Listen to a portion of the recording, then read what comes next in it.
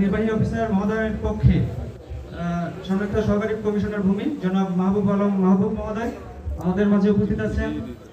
আমাদের নবনিযুক্ত আমাদের নবযোগদানকৃত উপজেলা পরিষদের সম্মানিত ভাইস চেয়ারম্যান দ্বয় উপস্থিত আছেন। আমাদের ৬ নং সোনারঘাট ইউনিয়নের সম্মানিত চেয়ারম্যান মহোদয় এবং আজকের এই কৃষি প্রযুক্তি মেলার অন্যান্য উপস্থিতি সবাইকে সালাম, আসসালামু আলাইকুম।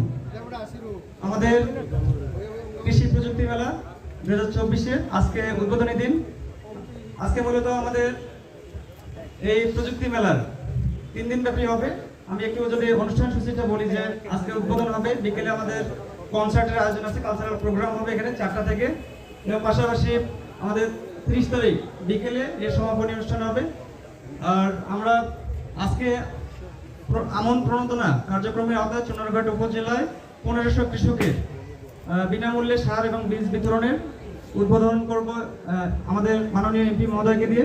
এবং পাশাপাশি কিছুদিন আগে আমাদের রেমাল হয়েছে, ঘূর্ণিঝড়, পাশাপাশি আমাদের এখন বর্তমানে যে আকস্মিক যে বন্যা, এর হাত থেকে আমাদের ক্ষয়ক্ষতি পুষিয়ে নেওয়ার জন্য আমন পুনর্বাসন কর্মসূচির আওতায় চুনারঘাট উপজেলায় 300 জন কৃষকের মধ্যে বিনামূল্যে আমনের সার বীজ বিতরণের উদ্বোধনী অনুষ্ঠান আমরা এখনো অনুষ্ঠিত হবে।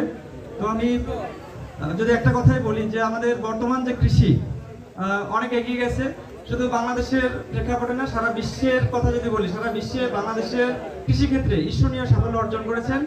আমি যদি দু একটা কথা বলি যে বিশেষ করে আমাদের প্রধান যে ফসল ধান উৎপাদনে সারা বিশ্বে বাংলাদেশ 195টা দেশের মধ্যে 3য় অবস্থানে আছে। যদিও আয়তনে ছোট একটা দেশ, কিন্তু 195টা দেশের মধ্যে 3য় অবস্থানে আছে বাংলাদেশ।